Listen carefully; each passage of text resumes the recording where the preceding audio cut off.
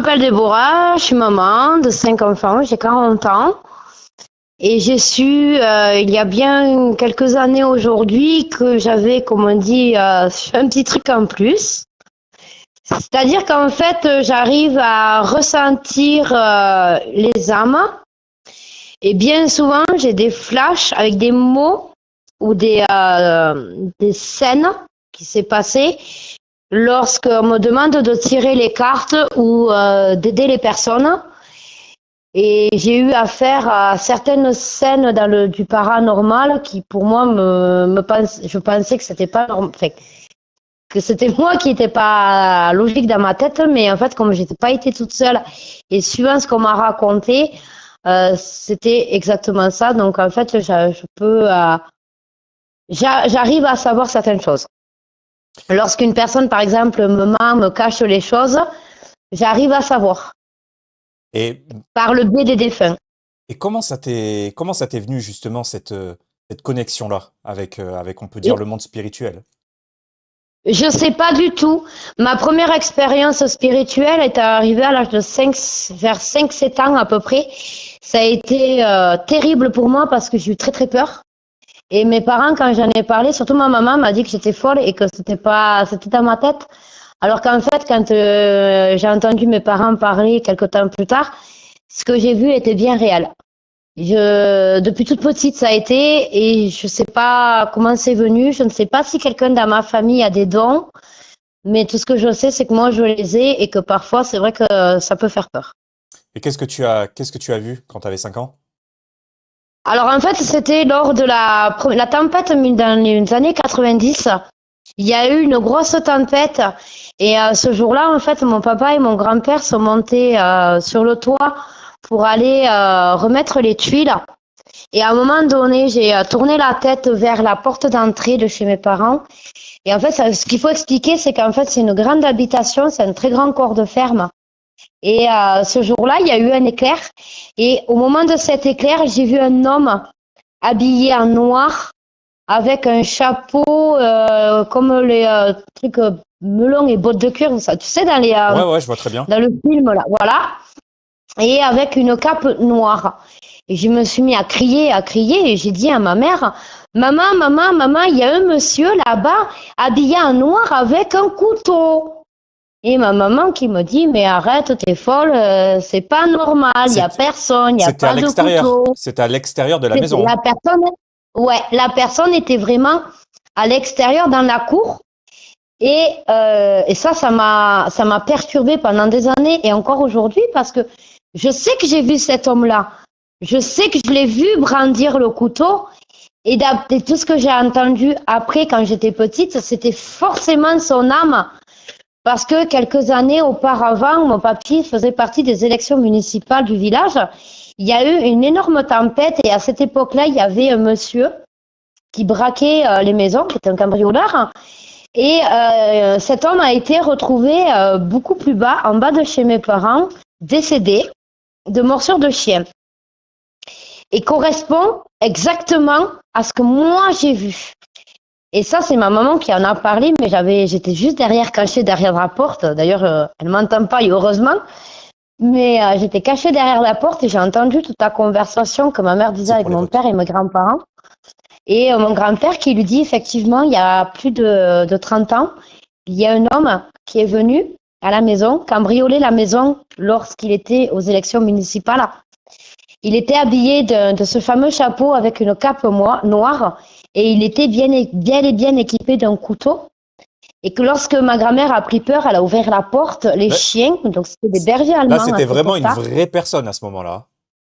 À l'époque où ma grand-mère a ouvert la porte, oui, c'était une personne réelle, en chair et en os. Hein. Et les chiens se sont lâchés dessus et l'homme est parti en courant. Et quelques temps plus tard, ils ont retrouvé le cadavre de cette personne dans les bois en bas de chez mes parents. Et la vision correspond exactement à la personne que moi j'ai vue. Ouais, je vois, t'as fait le rapprochement avec cette personne-là et cette silhouette que tu as vue à l'extérieur. Oui, alors à partir de là, je me suis dit, c'est bizarre, c'est pas normal, parce que si moi j'arrive à voir cette personne-là, et pourquoi personne d'autre ne la voit, Donc après, c'est vrai que j'ai fait mes petites recherches et j'ai appris que j'étais médium. Et il y a quelques années de ça, j'ai pu rentrer en contact avec des personnes défuntes qui m'ont appris aussi le passé de certaines personnes que j'étais pas au courant.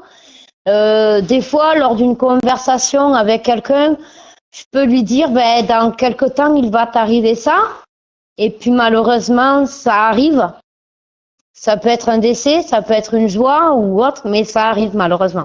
Mais tu sais à quoi ça me fait penser, le fait que tu aies vu cette personne-là, cette silhouette avec un chapeau? J'ai mon meilleur ami, pareil.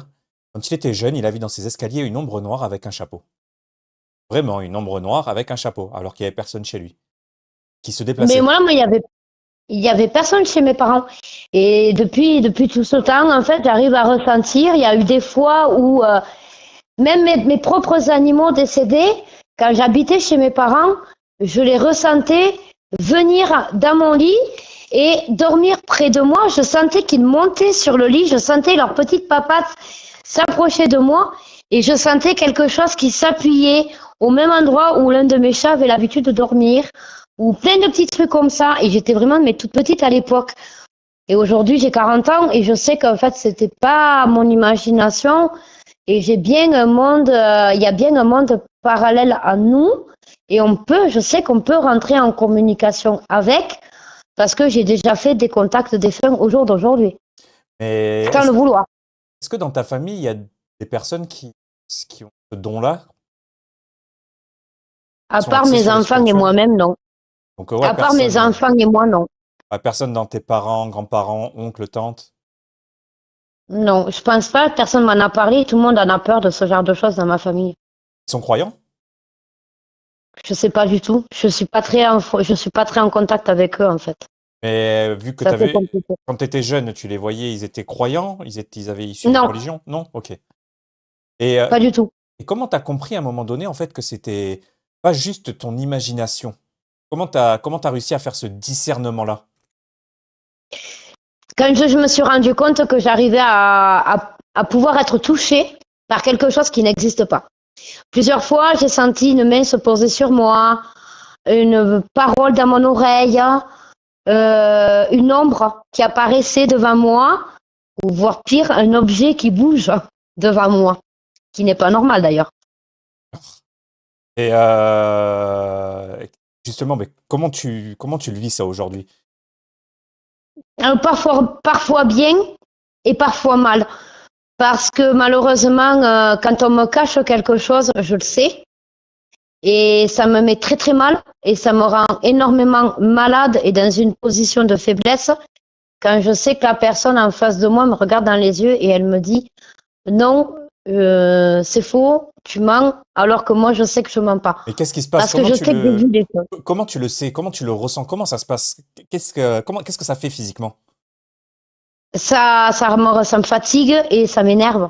Mais Ça me met, j'ai l'impression de pas être moi-même. t'entends une voix en fait? T'entends une voix qui te dit Oui, il te j'entends ment? des voix. J'entends des voix et des fois je vois c'est comme des flashs où je vois des scènes, je vois des mots, des prénoms, des phrases. Je sais pas comment l'expliquer, c'est bizarre en fait. Je sais pas comment dire, comment j'arrive à voir ça. Mais quand tu dis que t'entends comme si comme quand t'entends ma voix là. La même chose. Non, non, c'est pas pareil. C'est une voix bizarre. Ouais. C'est beaucoup plus lointain. Mais je sais que c'est dans mon oreille. Parce que quand j'entends la voix, je sens un souffle d'air dans mon oreille. C'est un truc que je ne supporte pas en plus. J'aime pas entendre du souffle dans mes oreilles. Et quand j'entends une voix, j'ai ce souffle en même temps. Et même si personne n'est à côté, donc je sais que là, ça vient pas de quelqu'un sur Terre, mais que ça vient d'ailleurs. Ouais, donc ok, donc t'entends une voix lointaine avec une sorte de souffle. Donc ça c'est quand Oui. ouais. Donc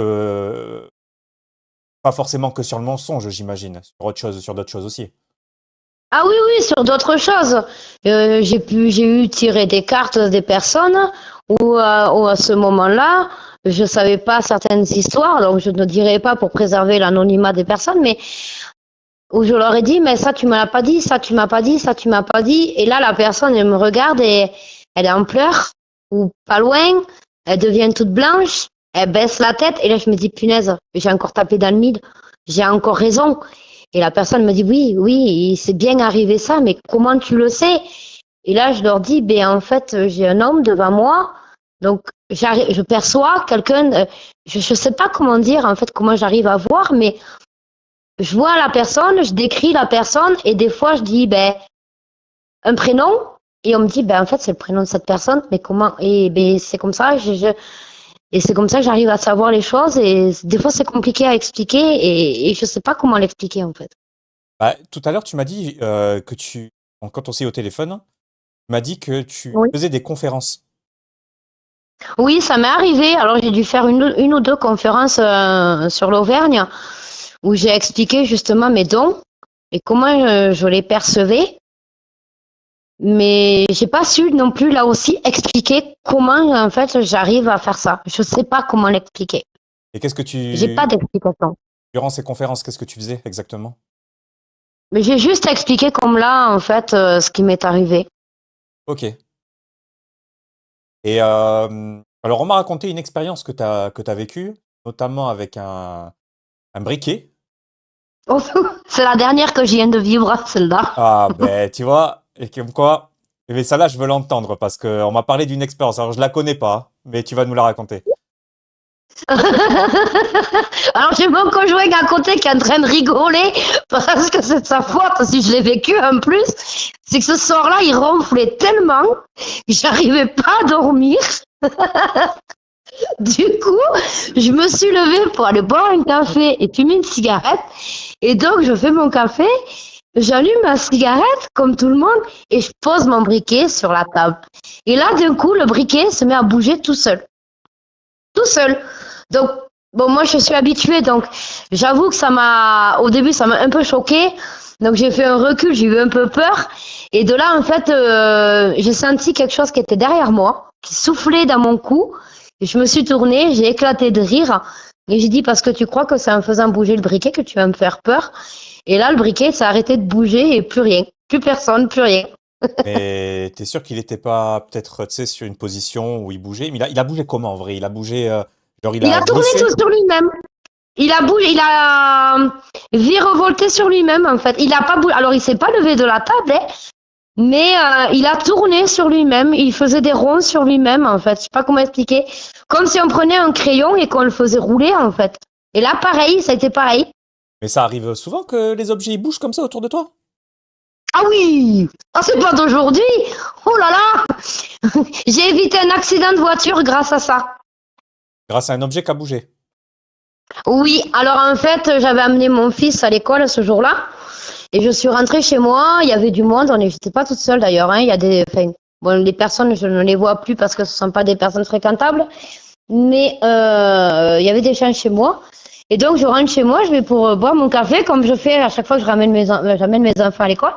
Et là, il y a la voiture, une voiture des jouets, donc des petits, qui a lévité, qui s'est mis en lévitation, littéralement, et elle s'est projetée au niveau du salon.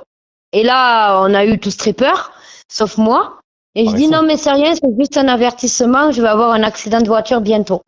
Et l'après-midi même, donc je prends mon véhicule pour repartir pour aller à un rendez-vous. Et je prends un virage. Et là, en fait, un camion qui arrive face à moi, qui loupe le virage.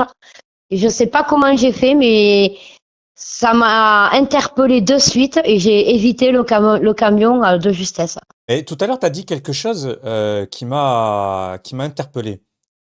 Tu as dit, pour le briquet, tu crois que tu me fais peur? Ouais, Mais tu parles à qui quand tu dis ça?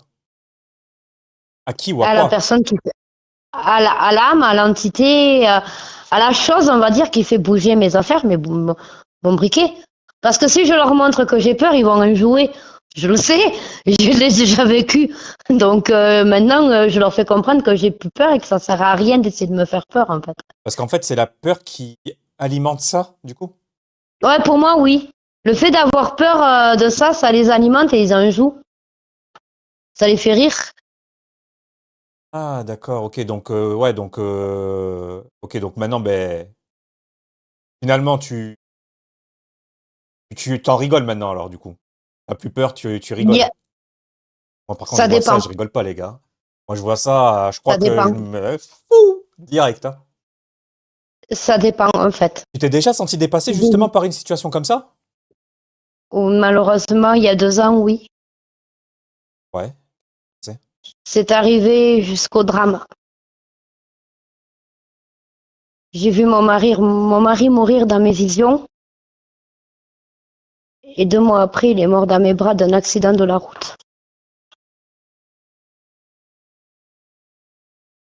C'est dans ta vision, qu'est-ce que J'ai tu as fait un vu? rêve prémonitoire. Ouais. C'est-à-dire que j'ai vu mon mari partir en voiture au travail, avoir un accident de la route. Et, euh, et ce jour-là, il n'a pas eu Terrible. l'accident parce que je l'ai fait transporter par quelqu'un d'autre. Et un mois après, il, il a pris sa moto et il a percuté une voiture.